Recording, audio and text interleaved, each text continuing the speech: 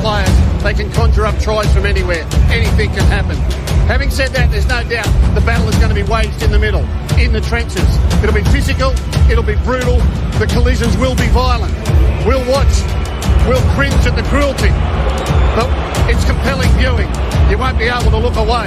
I think this game will only play out one way. It's a simple law of the jungle. Only the strongest will survive. Ladies and gentlemen, boys and girls, super coaches everywhere, lock yourself in the war room on this fine Wednesday night. We may be one night late, but the advice is worth it. I can promise you that. I am your coach. I am your coach. I am your host, Obi, coach of One Last Flight or Fight, ode to the great Dan Tupou or Jared Wirra-Hargraves. And as us, the War Roomers will know, top scorer of the week gets a little bit of entrance music. So without any further ado, I know the War Roomers have wanting to be here from our next panelist, so let's bring him in. I'm back, and I'm better than ever. For making things better, face facts, 'cause your opinion don't matter. This a maniac is gonna step on whomever.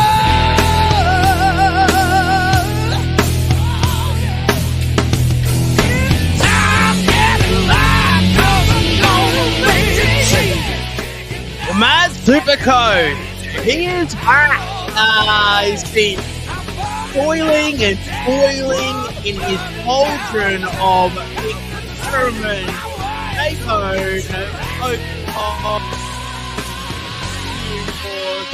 Welcome to the War Room, baby.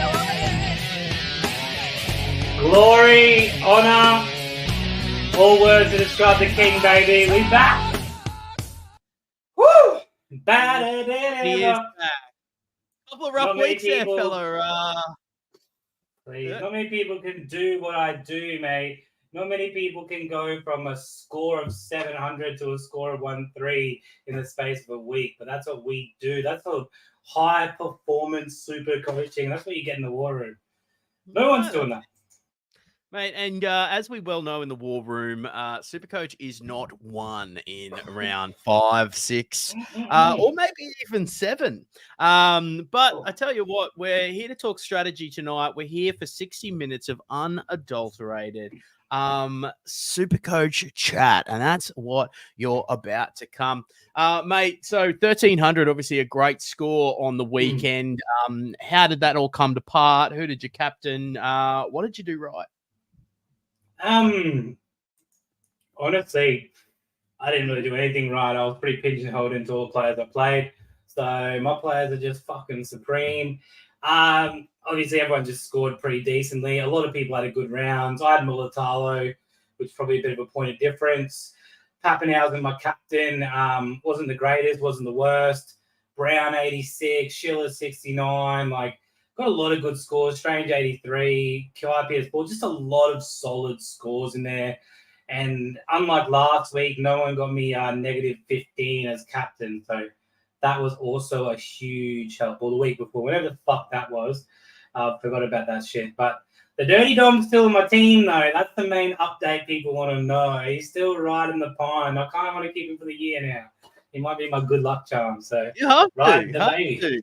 Look, dude, he'll lose some cash. Then people will be bringing him back in. Depends, mate. Nice little cash out option if you want it. And of course, there are a few cash out options this week, which we will talk to. I myself, 1,176.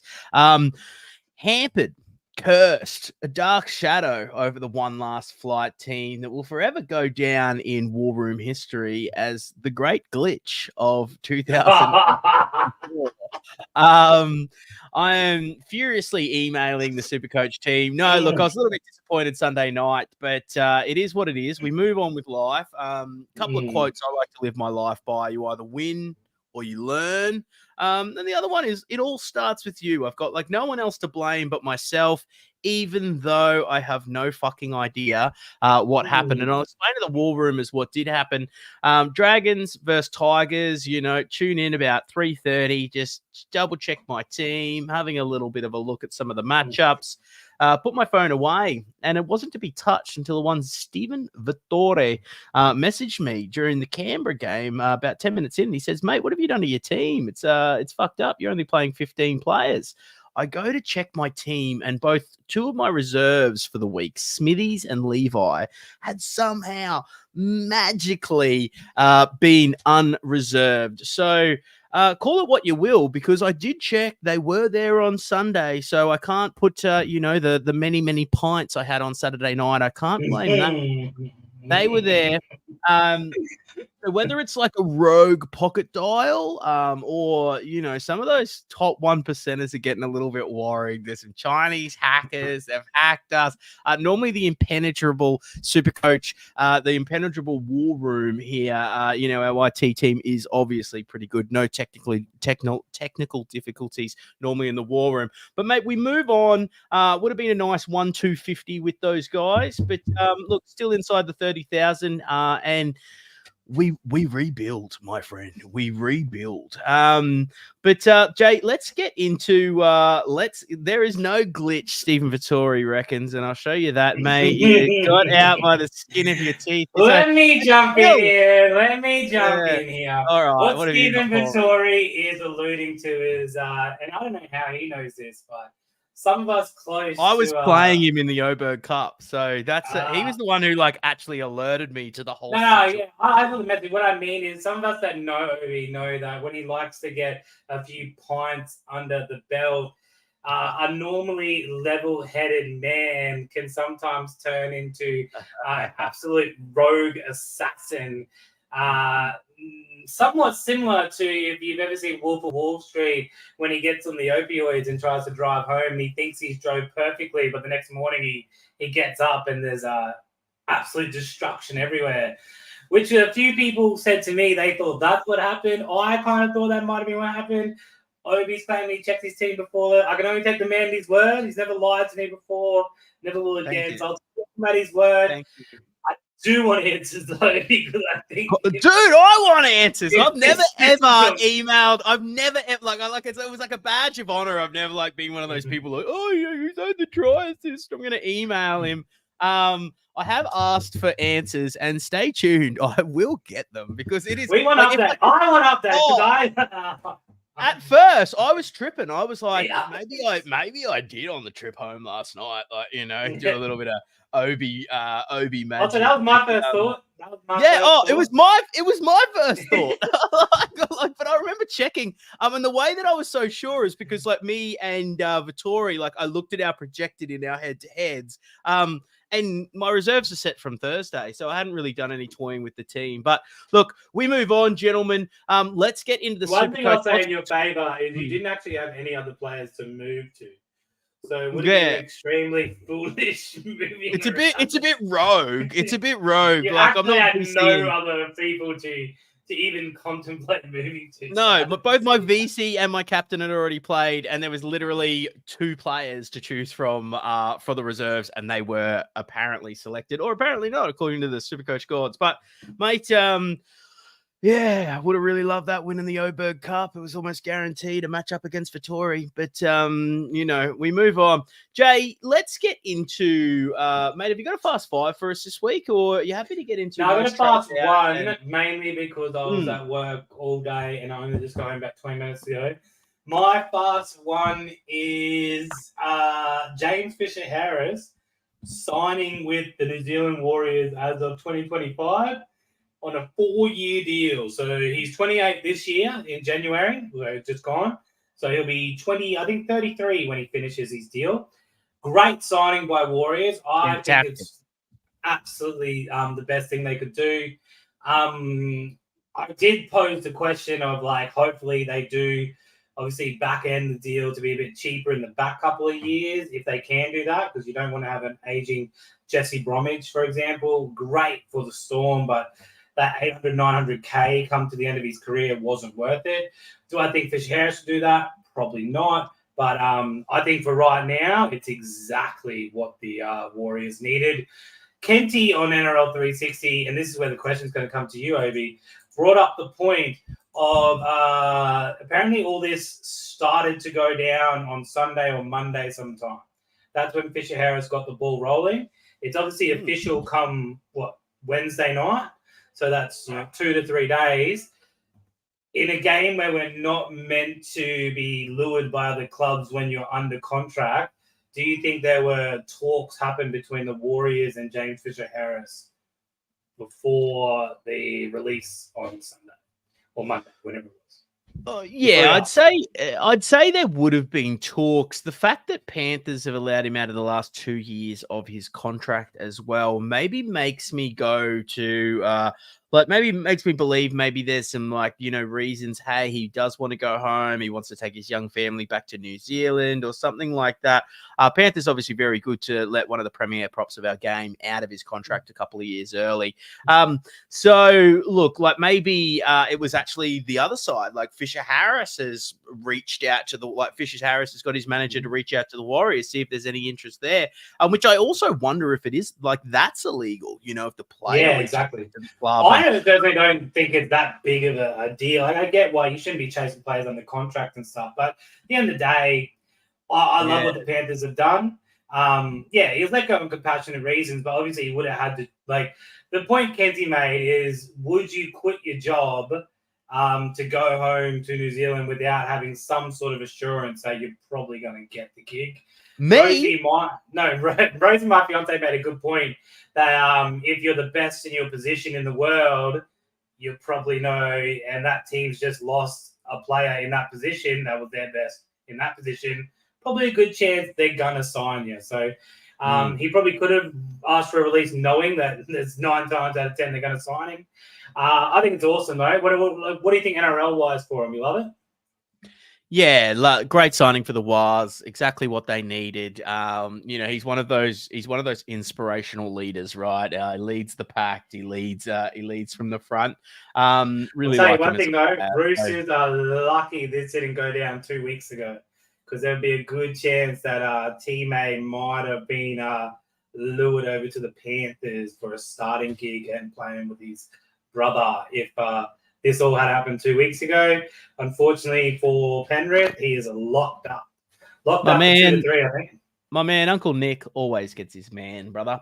But no, look, love it. Good discussion points.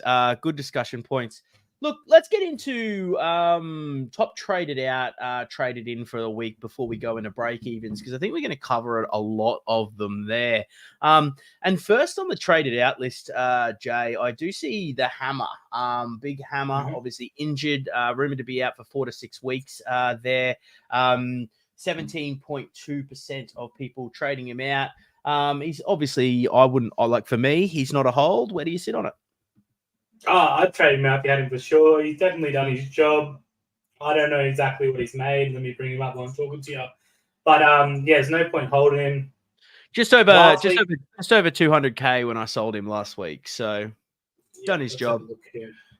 So you sold him 600, 900, 6,000. Yeah, okay. So you would have sold him for 140 profit. He's now went down 44K with his 3, so he's made 94 profit. Done his job for sure. If you're getting someone at 600 grand and they're making over 100, every day you're taking that. You take players 300-400, they make 100, you're happy. If you're getting 600-700, making 100 every day. So definitely did his job. Last week was probably the week for people who wanted to hold him to find out if he was going to be a bit of a stayer or not. Obviously, unfortunately for the Hammer, he got injured. But yeah, definitely a trade for me. A few juicy options we'll talk about later you can go to. So there's a lot happening and I like it. Keen to get your thoughts, mate. Ben Turbo, Burbo, next on the list. Look, out for 3 weeks with a hammy. I put it to you this, plays round 13, does have dual position. Is there a world that you do hold? I don't think he does play around 13. He plays 16 and 19. No, that's right. He plays 16, 19. But I do think there's a world there is a hold there for you depending on your team. Me, for example, I'm considering if I hold him or not, purely because he's just going to be there. He's that centre wing second row jewel that can become pretty handy. He's not really made too much money, so he might come back and still be good and, go that way. And there's also just other players that I could probably sell that maybe before him that's more important. So for my team makeup, he's not really the biggest selling point, but I can definitely understand anyone wanting to sell him. What's he, a high score of 72 for the year, low score of 19, a couple of 30s in there, a 40s and a 50. Like, he's all over the shop. And, if you don't want to have that in your team, if you want to go to somewhere else, go down to, a couple of these options we'll talk about soon, I can definitely understand that. But he's in 54% of teams, so it'll be interesting to find out next week how many people actually still own him. What's your plan with him, mate? You still got him, don't you? Yeah, I'm selling. Can I put to you this? Would you sell him or Joe Chan? Him, Joe him. Chan, or Tuolungi? I'd sell him just because the other two, I guarantee, well, not guarantee, but they'll make something. It might make 10 grand. They might make 5 grand. They might not get on the field and make anything. But one guarantee we do have is he's not going to make anything. So I'd pick him out of them 3 to sell.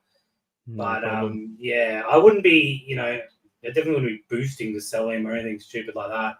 It's more of a, it's more of a look at your team. If you can save trades and hold him, you still got a solid 17. I wouldn't be too worried. You still do it next week.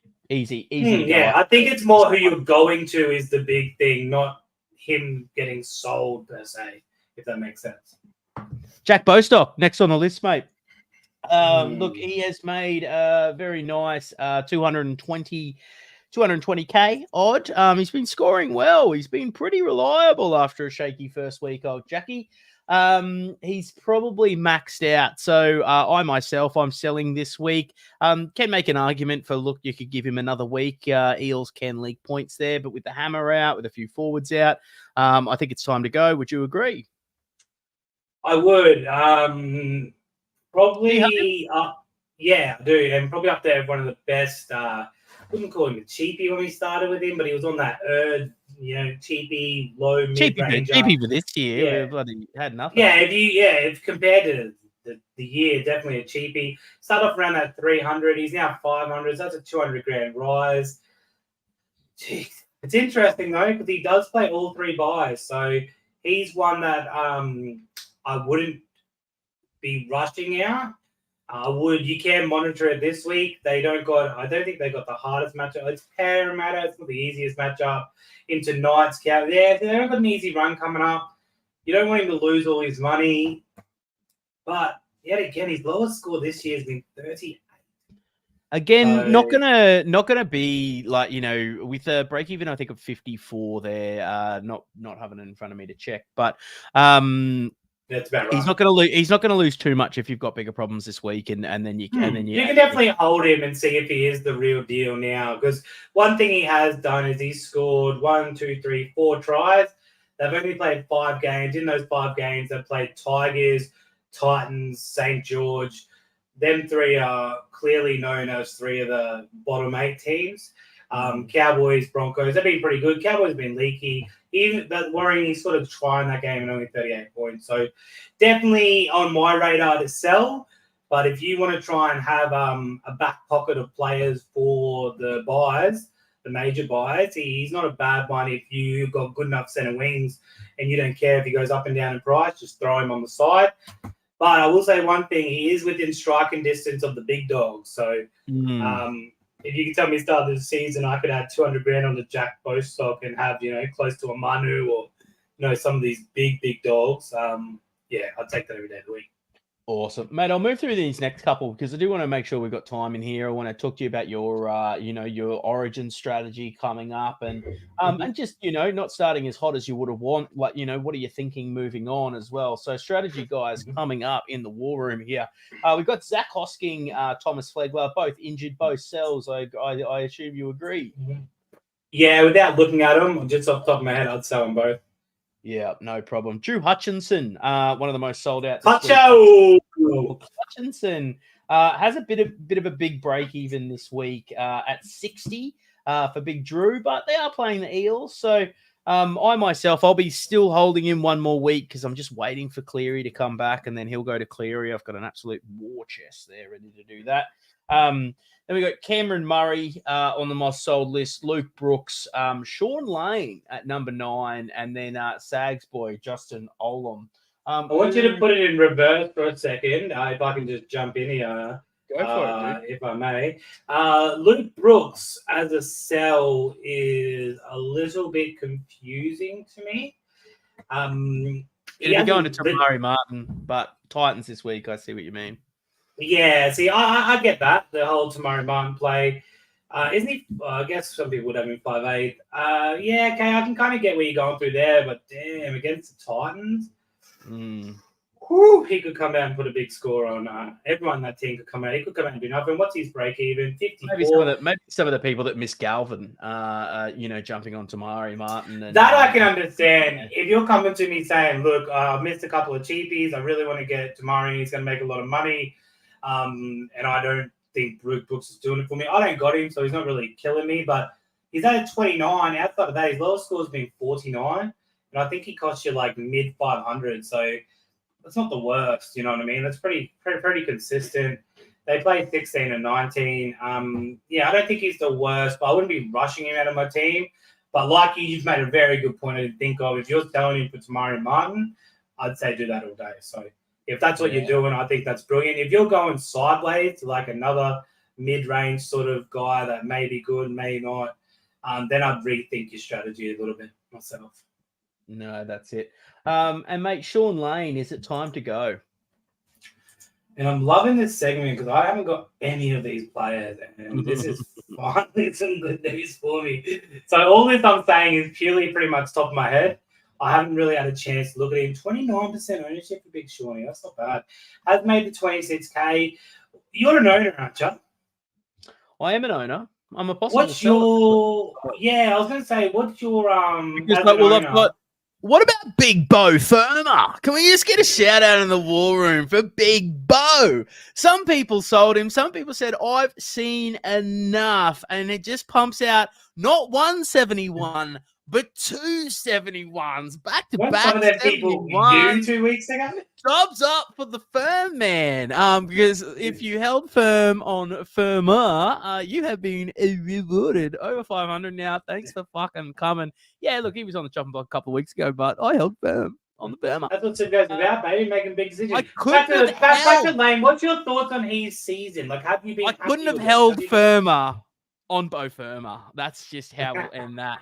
Well, that's what I was saying. So I got Firma, I got KPP, I got Smithies. Obviously, just tackling his little fucking nuts out for sick and getting, dude. Let's just bring up Smithies for a second, because this could be one of my new like cult players in Supercoach, because I have never seen the likes of it. Obviously, for all the females out there, we love you. Hope you enjoy this position as well. But it's quite ladsy that he is pumped out. Oh, he went down one, but it was double 69. He got down dates, took him down to 68 on the weekend. Well, we'll have to see another couple of 69. You must have thrown out another email to get that updated to 69. Yeah, well, I'll take my reserve on him first, and then ask for the one, and just write that wrong and get Big Smithies up to 69ers. Look, great live option, though, Smithies. live He's question doing really here well. from Vittori. Would you sell Flegler or Kerr? He's aiming for AFB, who's getting to sort of bottoming out there. Josh Kerr at 445,000, and the Flag at 532. Jay, who would you sell? You'd keep Kerr, wouldn't you? You got the Bs for me. What do you got? 67 on Kerr.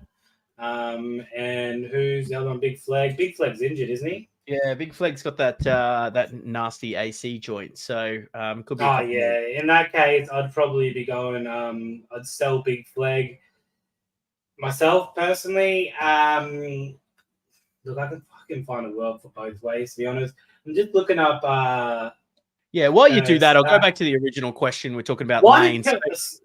I'd probably sell Kerr. Sorry, I'm just going to cut you in right here. Kerr in the last 3 weeks, 26, 37, 21 minutes.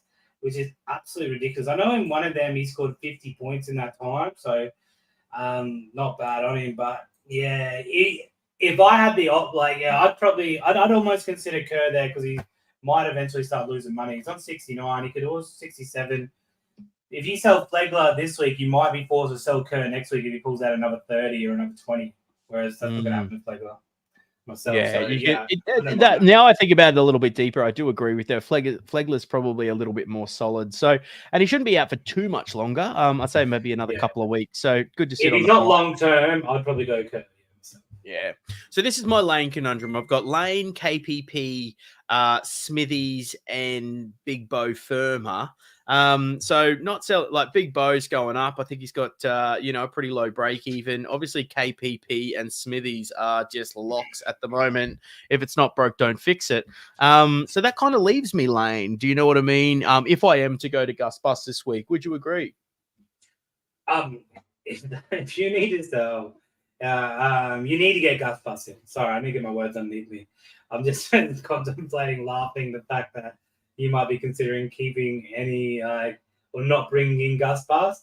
I think he is maybe the must-have of the season. Let's talk about him because he's number 2 on the most traded in. So, I went early on him last week. The eye test was massive in those first 2 games when he only got in those first 2 games, we only got 25, 26 minutes. I almost put him in against the Bulldogs, but I wanted to see first what he was like. He was going to get 80. He got 80. I brought him straight in last week and couldn't have been happier. He's running against that right edge for the Storm. Very leaky. Very, very leaky. So very good chance he gets some more attacking stats this week. I think his break even is negative 22. So if this man hits another 60, 70, he's going to now be up to 520, 530. And now it's going to be a big question of do I bring him in or not? So I reckon pull the trigger myself. I don't think you're going to get him at 459 again this season. And he plays all 3 buys, probably won't play Origin unless he's absolutely monstering it. And if he is, that's only good for your super coach. So I think it's only win-win to bring in Angus. You do have the little Roosters conundrum of the 70 second rowers they're trying to fit into one squad, but he is the form second rower in that team. So I think it's a no-brainer to bring him in. I'd be moving. Yeah, I think the stats definitely say buy. But as a man who coaches the team of the Ginyu Force, I tell you what, the eye test just also passing running fucking hard, like 3 players trying to take him down, standing in tackles, playing the ball. Looks dangerous, and also running off Luke Keary, who's got a deadly short ball there, and will use him. So, no, I think all positives, and I think there's always the saying, once a star, always a threat, which counts here. But there's also the saying, and I'm going to butcher it, but don't count out the wounded dog. And that's what Angus is. He's just a wounded dog. He's been prodded, and he's been stabbed for the last couple of years. People talking shit about him. Talking about him going off to rugby, and he's just got a point to prove, and he's coming out and proving it. And I love players like that in my team, and also love players that are leaving a team that they absolutely love because they just put in that bit extra, like a Joey Manu, for example, which we talked about earlier in the year. So I think Gus Bus is a must-have. So I'll be moving it. I have to, you reckon? All aboard the Gus Bus. Let's go. The Gus Bus is here. Up the stairs. Shotty's back seat, that's for sure. Looking forward to watching. And from number 2 in the most traded in list, mate, I'll jump to number 1. And that is one Kyle Iro. Now, negative break even of 76. 2 scores of 97 and a little bit lower on the weekend at 46. Has the Cowboys, Raiders, and Dragons as his next 3 games. And from what we're hearing from Fitzy, Talakai named on the bench, maybe job security is a little bit better than we first thought. What are your thoughts on Iro? I really like him. I'm just trying to bring up his name because I'm questioning whether it's Kyle. But I am going to call him Kyle. It's Kayal. So Kyle. Much easier to say Kyle than that name. Wow. So I'm going with Kyle Iro. Yet again, this is one that I don't think I think Schiller was much more of a must-have. We'll have to than Iro. No, I kind of take that back now that I look at it. I didn't know his break-even was negative 76. He's been basing out. I reckon bring him in. Yet again, like Schiller, there is a situation that I didn't think was out there, but Van Gillespie, War Room member, pretty much has like 7 cheapies in his center wing. In that case, I would be risky bringing in another cheapie to just maybe sit there on the bench, but I don't think you can really go wrong with Iro. But we are at that point of the season now, and I know you boys were talking about this in the chat today, and Sag's making this decision. Are you switching from cash to points? And when do you make that switch? And when do you really commit to that switch? So that's a big question with Iro, with the whole Talakai thing hanging over the head, because although I agree with you, it kind of looks like they might be leaning towards Iro. Every chance they move Talakai back in there at some stage. Yet again, all we want is 2 or 3 weeks more with Ira there, and we're set. But he's not one I think's a have to. Now I think about it, but he's also one that I'm probably bringing in myself. What's your thoughts? There's your 2 trades for this week, War Rumors. We'll catch you next week and have a good time. But little segue, because I tell you what, the War Room panel, they just don't quit. He is on holidays in Southeast Asia. The Thriller from Manila, live from the Philippines. Gilbo! Hey! Mate, I would never miss a fucking episode. You know that. What time is it over there? It's 5:42 p.m. and it's a nice 35 degrees. So, have you had some of those Philippine gummies they talk about? Because they, it's just high life, baby. Hey, he's looking good. And let me impress you, War Rumors, all now by speaking a bit of Tagalog, obviously national language of the Philippines. Let's see if let's test his knowledge. Kamusta ka? No, mabuti is the correct answer to that. And mahal kita maganda means I love you, beautiful, and bastos baboy means rude pig. Hilo numanga, green mango, and that's all I've got. But that'll get you by those 4 phrases. Will get you by the Philippines, mate. So yes, look at the Philippines now, War Rumors. You've got your bag is set. You've got the words needed to get through. I don't think Gilly will come home now because he is all rolling. I've come in from Vegas. I've come in from the Philippines. Where else do you want me to come in from? Yeah, well, Germany, I kind of wanted. Top 1930. Top 1,000 would be nice. But the top 100,000 it's coming. It's coming. All right. Well, thanks for joining us, Gil. And great timing, mate, because number 3 on the most popular trade-ins is Tamari Martin, someone that you're bringing in this week, I believe. I mentioned him last week. If you wanted to get on him a week early. Yeah, you bringing him in? Can't fit him in this week. Got too many good 5'8", unfortunately. Too many good fullbacks. Can't fit him in. Jay, what do you think Tamari? I love Tamari. I'm with Gil. Are we running the Galvin? I know you and I are, Obi, running the Galvin Brown train. Are you on that as well, Gil? Well, that Philippines internet is really affecting us here. How about that Dodo internet, baby? Let's go. But yeah, I've got the Brown Galvin combo. Can't get rid of Galvin. And I just, similar to Cleary, I've had such a bad start to the season that I've needed to waste 4 boosts to get my team back into somewhat competitive shape.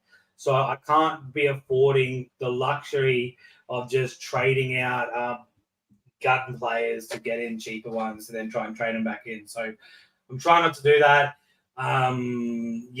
It's a strategy I wanted to use with my fullbacks where I just trade one out for a good one based on matchups, but I've just had to do too much to get my team back into good health. So me personally, I've got to skip Tamari Martin, but I definitely would love to have him in there. If I didn't have Dylan Brown, I'd be finding a way to get him in there for sure.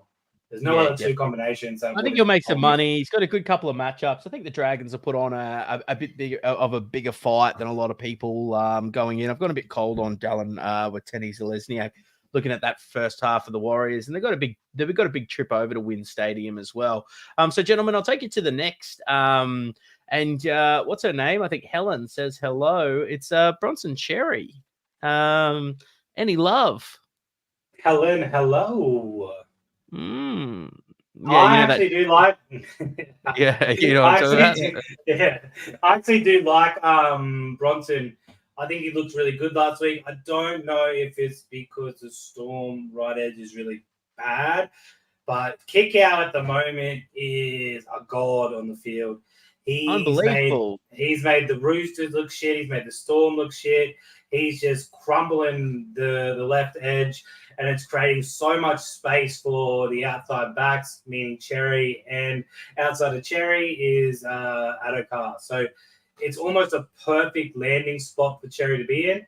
He's just in between two absolute animals of the game, and what a better place to be. For 340, it means I'm going to have to probably bring in two centre wingers, which I probably will. They're probably my two trades this week, to be honest. I'm probably going to go Iro and Cherry, but yeah, I like him. I like him a lot. I reckon Bulldogs a lot better than I gave him credit for. All right. Well, look, a couple on the next list. We've got Joey Manu, and we've also got we've got Joey Manu, we've got Chance Nickel Clockstad, we've got Zach Lomax. Chance is less mentioned in this, but Joey Manu, Zach Lomax, and I will throw in Dallin Wateni Zelezniak. If you're trading out the hammer, who are you going? First, I'll go to you, Gil, if we can get you there. Fullback, CNK all day. If you've got him in the centres, probably Lomax, I think. Yeah, Lomax. You like Lomax. Jay, what do you think? Manu, Lomax? I'm cold on Lomax Dallin. now because he's in the centres. I just, he's 100K more and he's in the centres. I know you said CNK, didn't you? He is a fullback. Props to Gil, brought him in, looking really good. Manu, probably. If I have to answer, Manu is a bit expensive out of the price range, what I think he is. 760 is absolutely crazy price. But yeah, he's looking good, looking really good. So I'd probably pick Manu there with a little shout out to my boy Ronaldo Militano. And you know DWZ is my actual boy. So pretty much all the people you said. Awesome. No problem. Xavier Willison rounds out the top 10 traded in. Look, he has gone up he has made 71K. So well done to those people that held on to him. 336,000. He's got a break even of -12. Any love in the war room for Big Willison? Is that someone you're willing to spend a trade on in your front row? I'll go first, Gil. I don't know if I'll make another front row trade this year unless it's for like a Payne Haas to come into my team. I'm sort of against it. I almost did one today when I was on the tour looking. So I have an opportunity this week to get rid of Lolo or to get rid of Burbo and bring in a second decent forward. And then I thought the ones I was going to bring in are probably going to score around 60 to 70 every week, maybe somewhere between 40 to 70. And Sam Hughes is going to give me 30 to 50 every week. So I'm more like, why don't I just stick with Sam Hughes and then I'll just go to Payne Haas at some stage during the season. So me personally, I'm probably going to stay away from Willison.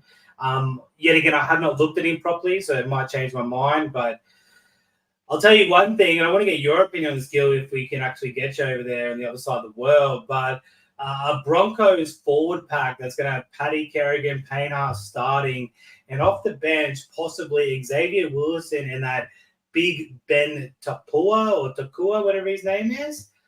That's a pretty scary fucking rotation, if I do say. The two young guns off the bench, you got the two throbbers on the fucking start. Dare I say it, maybe one of the biggest forward packs ever. One of the best. I reckon that would rival that Dogs of War forward pack nearly. If they had another good starter, that'd be up there. There's some animals there. Scrum, they'd be killing it, but unfortunately, we got a little bit of that. Good, we got a little bit of that. Thank you.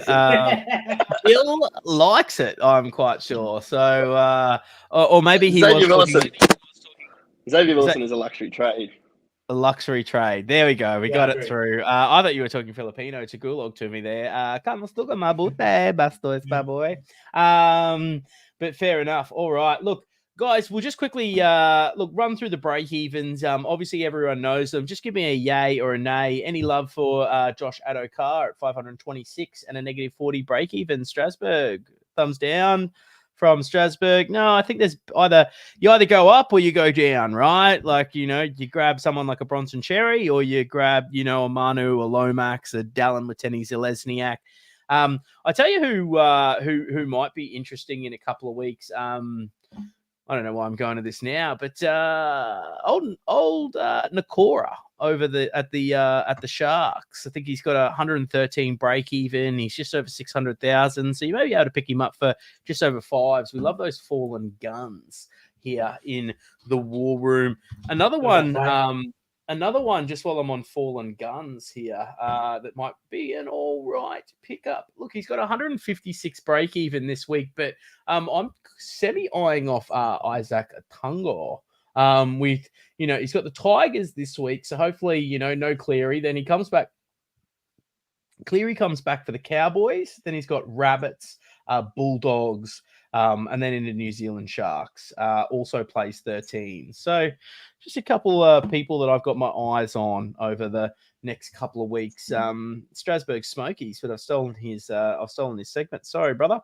Now we talked about, obviously, if you don't have Strange, I don't know what you're doing. Made a lovely 238k so far. Angus Crichton, we've talked about him. Get him in, according to Strasbourg, all above the Gus bus. Look, Matt Burton's almost up to 700 fucking K. Unbelievable.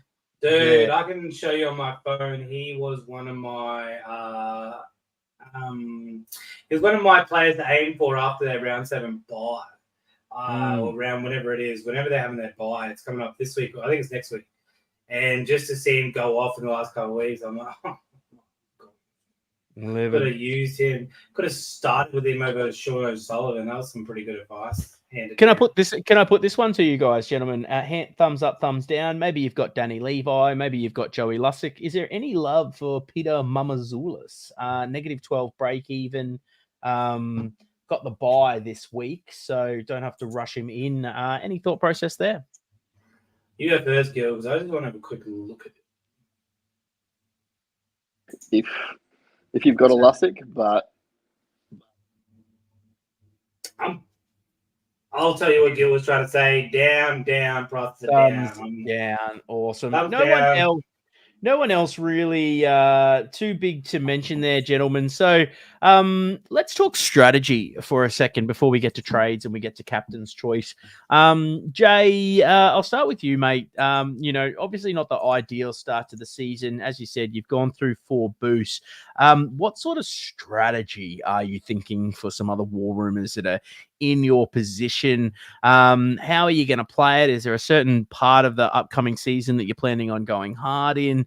Talk me through, I guess a bit of the strat that's going through your head at the moment. So my strat started a couple of weeks ago when I was in a bit of trouble where I just decided to not sell off guns that other people were selling off. It's like Cleary, for example, was one. I held Militalo when they had the buy and a lot of people were selling him. I just held through because I could have had a lot of money in the bank or I could just keep them players. And I've just decided this year, because I've had such a bad start, I am just going to try and hold on to players that I think I might either want to keep or could have a little bit of juice left in them. So I just think don't be so hasty to, like, for example, Dom Young. I could have easily sold him out last week. I can easily sell him out this week, but I can keep him in my team and my team don't change. Like, for example, last week, instead of selling Dom Young, I sold, I think, Blaze Tulagi. And yeah, I don't have a massive war chest in my on my freaking money-wise, but I also do got a Roosters right winger worth 642,000 sitting there that when he comes back next week can slot straight back into my squad, and he has that potential to go 100 plus. So I would have big money there and be able to try and do stuff, but I can always sell him if I want to use that money anyway. So don't be so hasty just to sell off people just because everyone else is sort of on that train. As to my strategy moving forward now, I've got a big eye on buys. I was saying to Obi before this, I'm starting to do up my own buy little chart that I do every year to try and sort of see who I think are the best teams, best players, best positions to target, which we'll talk about more next week. But my eye is now looking to buys and beyond buys. And I'm more, because I've started so bad, I'm still a little bit on the cash train, whereas a lot of people more around your ranking and probably higher, OB, are starting to move to points. And it's clear that I'm well too far behind to sort of be worrying about that. So I'm going to stick on cash for a bit more myself and hopefully have a huge push at the end of the season that I can maybe make a crack at trying to go towards that 1,000 when a lot of people that have been going hard early for points might not have the legs on them come down the end, the last 200 meters of Flemington towards the post, I reckon. So that's me personally. Yeah, look, my strategy, just sitting just below the 30,000. Look, would have been closer, like I think, almost inside the 20,000. So I was having a little bit of a look at the math. If obviously the great glitch of 2024 hadn't happened, I would have really loved those extra 80 points this week. But after that, I have tried to make a couple of moves that haven't essentially been bad moves. They just haven't paid off. So really what I'm looking to do with 3 boosts in the bank, which I've seen a lot of people, a lot of people do go out aggressive early. I'm going to save those boosts till after Origin now. That is my whole strategy. So as the back, as we really see, all right, who are these premier teams? Who are these form teams? And I'm really going to try and have a couple of really big moves on the run home. Look, I'm absolutely still going to be trading. I'm still going to be strengthening my team. I'm also moving a little bit more to lean points over cash cows, which my trades don't reflect so much this week. But I think, one of the things that I'm thinking, and something I guess the War Room should also think about, I'd love your thoughts on it as well. With the buys only, you only get your top 13 scoring players. It's not as impertinent to do as much buy planning that has been done in the past years. So look, looking to hopefully save just 2 or 3 trades over the next weeks coming into Origin. Hopefully get a couple of those players right during Origin, and then really start to wheel and deal on that way home. A couple of 1 week plays, or when a lot of people there's a lot of people. Maybe you want to get a halfback and a 5 and a fullback for someone that's versing, say, the Titans if they're still traveling as bad as they are, and that's really what I'm thinking. I'm not often. I'm always a little bit patient and a little bit hesitant, but really shifting my strategy this year to the back end of the season, and really hoping that, I can choose some right captains, stay strong during Origin, and really make some of those $200,000, $300,000 jumps where some of the people might be out of trades. They might not have the said depth because they've gone really hard at the start of the season. And that's sort of the strategy I'm looking at. And absolutely excited, Strasbourg, to see some of that buy planning next week. Look forward to tuning into the show.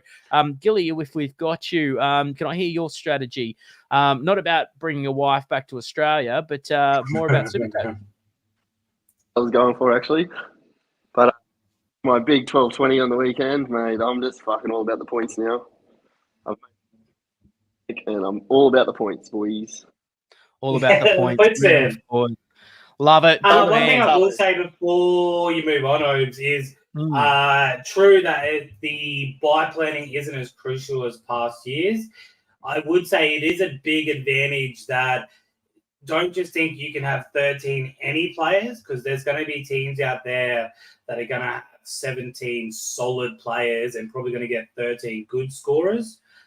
So if you are going to go less players in your team, you want a majority of that to be decent players. Because it doesn't matter if you have 13 players, if, they're filled up with your Tamalolos, your Hugheses, your Joe Chans, your players that can just all pull out 20, 30s. You're going to want to make sure that you've planned enough that if you're not going 17 or you don't need 17, but if you're not going a full big squad of 13 plus players, that you've got some really good juices in there that are going to keep you in the hunt if you are looking for overall, which I'm always a sniff at overall every year. It's the main Always way I looking. like to play. Always watching. All right, gentlemen, we'll get to trades and captain choices of the week. Then we'll get some questions. Lots of questions this week. So loving, Lee, get the fuck out of here. loving you guys jumping on the social posts. Of course, like the NRL Supercoach War Room on Facebook, on Instagram. Post your questions, messages at any time. We absolutely love it. Jay, your 2 trades this week. What are you doing, my friend? Or your 3? We've already spoke a little bit about it, but I'm probably looking at. I've already done Iro in my team at the moment just to see what it looks like. I was doing that when I was on the way home. I was fiddling around it in the passenger seat. The other one, I'm probably looking at Sherry at the moment, but to do that, I'd have to sell Dom Young, and I don't want to do that. So I had this weird thing where I'm sort of committing to Dom Young for the year now, and probably just going to call my team the Dirty Doms from now on and just only have Dom Young in there. So weirdly enough, I might just commit to him. So my other consideration, which I want to talk to you off air so we don't bore everyone to death, Obi, is should I use my second trade to bring in a second good front rower? I think I've traded Bostock to Iro at the moment. And I'm looking to maybe trade either Lolo or Ben Trebojevic for a good second front rower. Just give me a quick yay or nay if you think you would do that, or if you'd rather sell like a. I do that over Cherry and just get someone that you can just solid all season. If they do get a long-term injury, then you're right to trade it out. I don't mind having like that. Like Cotter at the moment is my cornerstone, right? And Terrell May obviously knocking along, and that's all I need. Sam Hughes sitting on the bench, just plugging away, and hopefully continues to make money. So, mate, don't mind that trade. Don't mind that trade at all over Zeri. I don't know if he'll score like that every week, but I also think Zeri's not a bad trade in as well. So, just really depends where you're at and your team makeup. The girls there, amazing. I like it. Gil, I like it. We'll let you go. We'll let you go if you want, Gil. If the party's starting, my friend. But what trades are you doing this week? What have you locked in? Hutchinson's done his dash. He's gone, and I'm going to bring an Iro, and I'm going to do a straight Sharks winger swap for Sione Katoa, who's been suspended, for Ronnie Malatalu. A bully boy. I like it. Make sure you bring back some of those Philippine gummies, Gil. Yeah, bring them in. Well, stay as long as you want, mate. Leave if the girls and the cheap beers and the Hilo Numunga is calling. We won't blame you. I understand. Now, I'm very, much like the vanilla from Manila who joins us tonight. My trades are very vanilla this week. Just pass the eye test. I know I'm probably going to kick myself if I don't get him. So all aboard the Gus bus for me. And I've just got, I've got Bostock there. I think it is time to go. I will be trading to Iro, but it actually leaves me over 700,000 sitting in the war chest as well, which I feel a little bit uncomfortable having 550 last week, over 700,000 this week. I would really like to turn that into a gun player, but Nathan sort of goes against your point strategy. Yeah, Nathan Cleary beckons. I'm just saying my strategy is a solid strategy, but yeah, I am moving to points. I've just got to make the right moves, right? And I just think this week it's just let's not reinvent the wheel. Let's stay pretty solid. My team's still scoring quite well. I've got the fullbacks I want. That gives me the halfbacks I want. I've still got big Valentine Holmes and RTS in the center wings. So, still plenty of depth and cheapies all making money. So that's what I was going to allude to. Just because you have a big war chest doesn't mean you have to spend it if you want to get points. If you have a solid 17 that you think is making points anyway, and you're not comfortable in the player you're bringing in, then you don't have to pull the trigger on that. I also think Obi's probably more in that transition period from cash to points. He hasn't fully committed yet, but you can tell he's gearing up to just go bang either next week, week after, very soon. Whenever he decides to pull the trigger, he's probably going to go bang and have a team set up a lot quicker than probably what me or Gil or some of others that are probably still more scraping around for a couple of extra players. Hence why I did keep Dom Young and Cleary, so I do have those sort of players to just slot straight back in my team. And I'm not, even though I'm gonna say Australia's not been one of the greatest players of the year so far. Him and Bostock are You're not cranky. animals. You're not cranky about him if you've got him there in 5'8" that he's going well. And I'm also cranky if you're forced to play him and he's making. I'm confident to play him all week. I've still got Taylor May sitting there as well.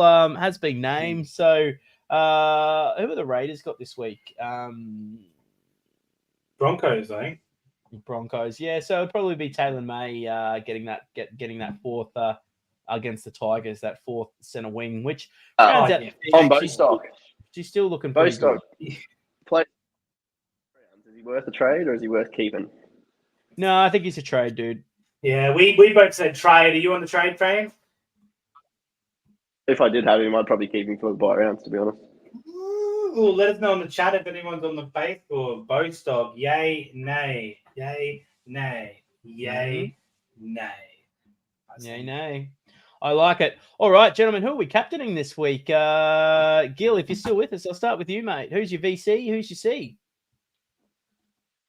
In the C on Kalen Ponga. Big Ponga, even with the hip flexor, you're not worried, may not kick.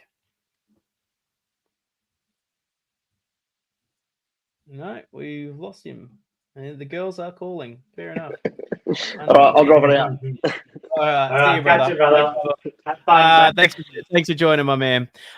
Strauss, who are you? Who are you thinking this week? Mate, this is the first time I'm really looking at it, so you're going to get a live version of what I go through in my head when I look at captain choices. Off the bat, I think Angus Crichton against a Storm right edge is worth a VC option for mine. Can easily crack 100. Outside of that, I think Dylan Brown against the Dolphins gets me interested a little bit. And I wish Cleary was playing. I'd pull the trigger. If you got a Tom Turbo, I'd pull that trigger every day of the week. If you got a Reece Walsh, I'd pull that trigger. Kalen Ponga against the Bulldogs. I'll tell you one thing. The Bulldogs have been crippling my captain choices. 75 is obviously not a crippling for thingy, but, considering what I was expecting, that's crippling. So I'm probably going to stay away from Kalen Ponga just to try and break that Bulldogs curse that's been killing me lately. So I'm looking at Angus Crichton VC, and I'm looking at Dylan Brown captain, putting my faith in the boy. What do you reckon? Dylan Brown, captain, rogue. Not rogue. Not the worst. You got to go on matchups, baby. Yeah, looking now, it is a bit of a harder week. Just like there's no one like really obvious standing out to me. It's not a bad shout from Gil, big Kalen Ponga there as captain. Looked so dangerous last week. Obviously hit pointers. The first 3-4 days, apparently that's when they are the most dangerous. The most painful. Can needle it up before the game. He looked a lot better in the second half. So look, actually don't mind that shout there from Gil. I also don't mind your, not to copy you in, but I don't mind your VC chat on Crichton as just someone safe. If he does get 100, if he does get 120.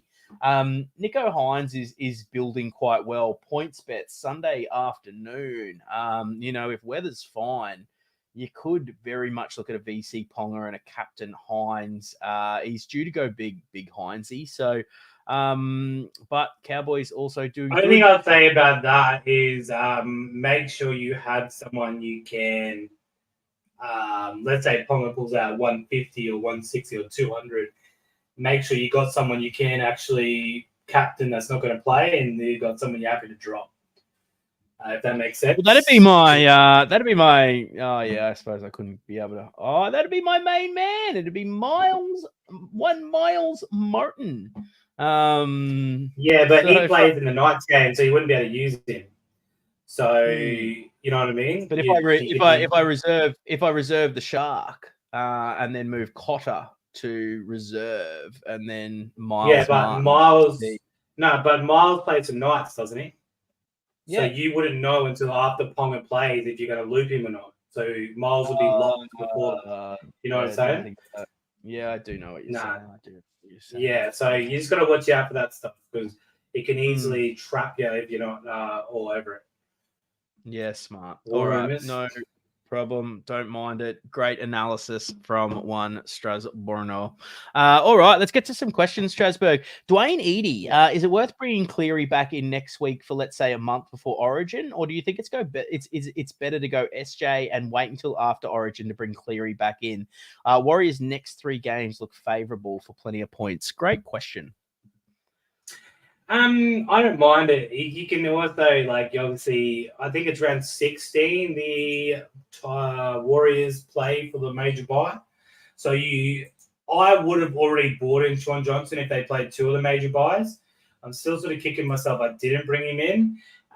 But if you've already sold Cleary, I don't mind the fact that you're not rushing him in. So at best, he comes back next week. And then you get in for, I'm pretty sure, Cowboys, they play next week.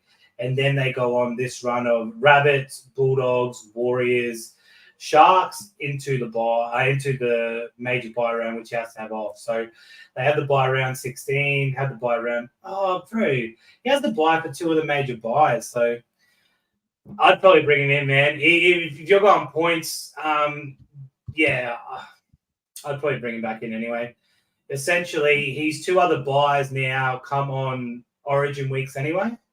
So you're not really getting affected by if you're only not keeping because of Origin, you're not really getting too affected by it, to be honest. Unless they're going to rest him after Origin, which is a possibility. But you're not really going to get as affected as you would if the Panthers were playing in all 3 years. Yeah, look, I see a thing. I think things for both sides. I think the big thing with Sean Johnson is break even 23 this week. He's down almost 60K on his original price. And I think that buy strategy that obviously works for Sean Johnson. I myself will be bringing in Cleary because he's just one of those players that can go nuts. He does have some good matchups coming up in, and I love this. While I don't dislike the Panthers, tall poppy syndrome, classic. But I just love watching the Prince of Penrith run around. Truly, truly like that one of those players in this generation that is just a freak. So love watching him play. Love having him in my super coach team. A solid captain choice every single week. So decisions both sides. One for either. Dan Davids, how many boosts do you boys have left? I've got 2, and it's getting harder and harder each round not to use them. I've got 3 left. Denny, Jay, what do you got? 1, baby, 1. 1. It just depends on your team makeup, mate. Depends on your strategy. Supercoach wasn't won by playing it safe. And I'll leave you with that. There's no, like Obi said, there's no fucking rule book on how to do it and stuff. It really comes down to how you're feeling. I've seen plenty of different people use it. People burn them straight away because they're not normally there anyway. Sag is out. Has 0 boosts left. Big Sagamuffin. You love to see it. That is classic Saggy. But yeah, for Saggy, for example, it's not really going to affect him as much. Let's say he gets the buys that he needs. He's still going to get extra trades during the buys anyway. It's not really the biggest deal. I wouldn't mind having a couple or one up my sleeve come later in the season just in case, but I don't think it's the biggest deal, especially if you've used them effectively, which I kind of feel I have. Awesome. Jared Oost, up the milk. I'll be tuning in, fellas. Love the podcast. Good on you, Oosty. We love having you here, brother. He's the day 1 or 2. One from who's this? Kylie Gillespie. Sounds hot. Should Queensland pick Ponga and Walsh? Weapons on both sides of the field. Jay, I'll throw that one to you. I think the big question here is, can you play Hunt and a Ponga or Walsh on the bench? That would be because I don't think you can drop Hunt, and I don't think you can fit both Walsh and Ponga in the starting squad. So the question is, are you willing to grab 2 utilities on the bench and only roll 2 forwards in an Origin game? Me personally, no. Queensland I could see a world where you put Walshy on the wing. Bro, that's scary stuff. whilst you're on the wing. It doesn't defend out there in an Origin game. Have fun. The reason Queensland have been so good is because, unlike New South Wales, we haven't tried to fit all the flashiest players into one team. Billy Slater, like Billy Slater's last 2 series anyway, he's picked players he thinks are going to do the job for those positions, and he's done that. If he comes up with a strategy he can do, like maybe he would put him on the wing, and they've got defensive structures around where they don't think he's going to get found out. But I think it's pretty risky for his first ever game of wing to come in an Origin game, personally myself. So I wouldn't do it. I'd trust what you've been doing. If you can fit him in the squad somehow, then do it. But I'd be leaving the Hunt combination on the bench. Hunt's been so good for us. How's Nico getting all these votes from Braden Anderson? Jay, what do you think? Well, I think people just need to stop getting up in arms about the Dally M. The reason you can't bet on the Dally M is because people like Blocker can come out there and vote for Lockie, or they can vote for Galvin or whoever the fuck they want to get 3 points. Like when the Sharks get beaten, Nico still gets 3 points and didn't really do much. So, that's how he's getting it, because Rowan Sims last year or the year before, she actually voted on the game and didn't watch the game. So, it's a system that isn't really adjudicated. It's just sort of a bit of a free-willy system. They've tried to make it a bit better this year by, I think, getting 2 judges for each game, so you get more sporadic scoring. But, yeah, I just think people need to stop getting up in arms about that, because it's just a bit of fun, I think. It's silly. Can I have a question? Yeah, fire away. How would you bring back, in the grand final, the sprint that everyone wants to see of who's the fastest player commercially? Top of your head, highest bomb. You could have like a grubber competition, much like the 3-point competition or something like that. You could have the sprint. You could have one of those machines that tests like the velocity, the power that someone hits at. Like, some of the big tacklers, you could have like Victor Radley, you could have, James Fisher Harris, you could have, punch machine. Yeah, like do you know what I mean? Like, why don't we? It goes into the same conversation. Why isn't the grand final on at 4:00? I think the AFL does it really well. They make a whole day of it. We got to sit around, especially people with young kids, to 8:00. But yes, I would bring it back. I would bring it back quick, and absolutely love it. And I think, what a great way to get, a lot of the other teams of the NRL and a lot of the other supporters involved. Yeah. They're probably watching the grand final and anyway. Surely there's players that aren't written off over in Tahiti and Bali. There's surely going to be players hanging around that rock. You could have a beep test. You could have a beep test as well. Like, I'd love to know who's the fittest player in the NRL, kind of thing. Even in the sprint, you could have nearly a relay where the ball starts on the 10 meters and you got to run and scoop it up off the ground, sprint to the other end. And when you're inside the 10 meters, you're allowed to pass it to your next player. And it's sort of like a relay with the ball. That once you're inside the 10 meters, that player can leave their line. You got to pass it to each other. Fastest back line. That'd be great. Yeah, and then you go back and forth. Like that. I think they could really it. All right, mate. Christian Pigott. Iro is a no-brainer if you don't have him. So Christian, he likes him. Big tick for Iro. Look, he is leading Crichton as a second, but also wants to do someone else as well. He's got that boost itchiness, right? So choose 2 out of these, Jay. Zeri, Harley Smith Shields, Mulatalo, Ada Moriata. Wilkinson, I assume that's Johnny Wilkinson. No, I assume that's Willison.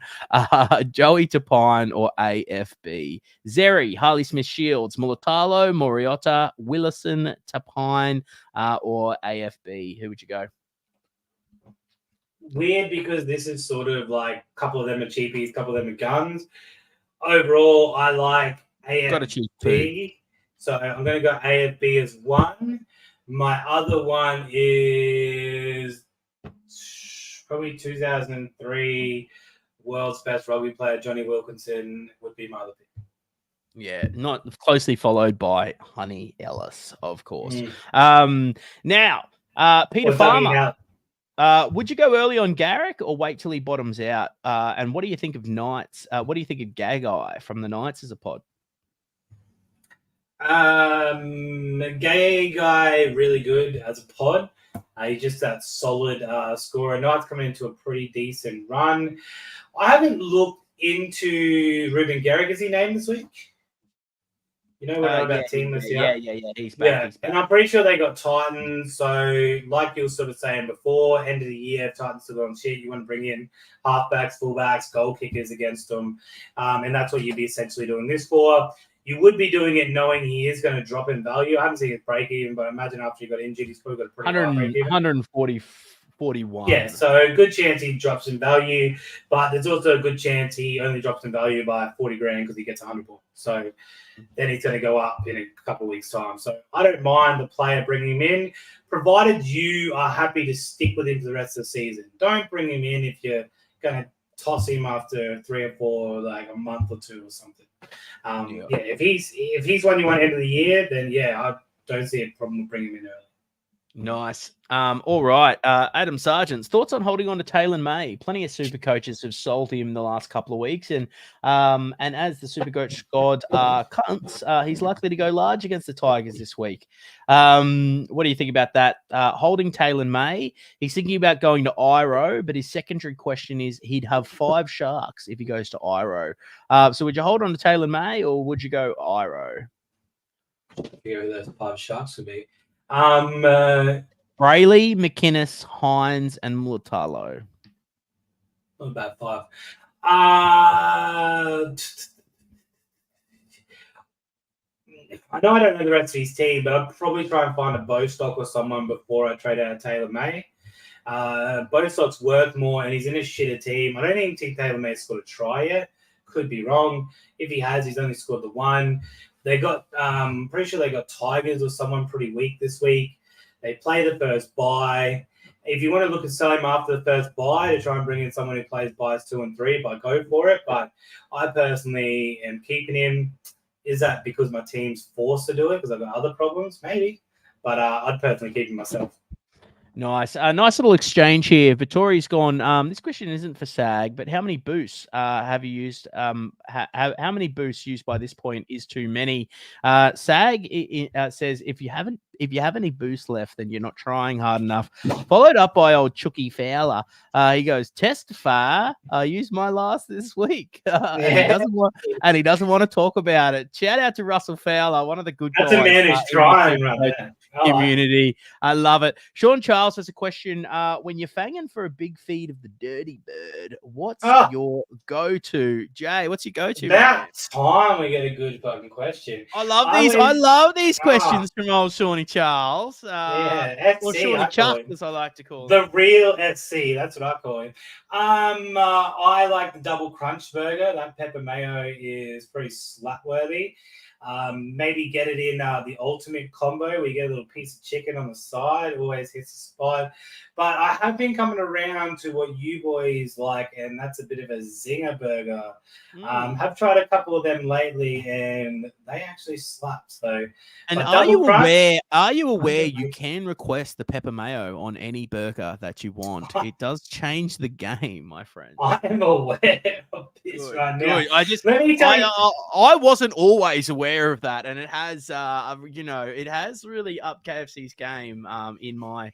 What is your go-to, Oaks?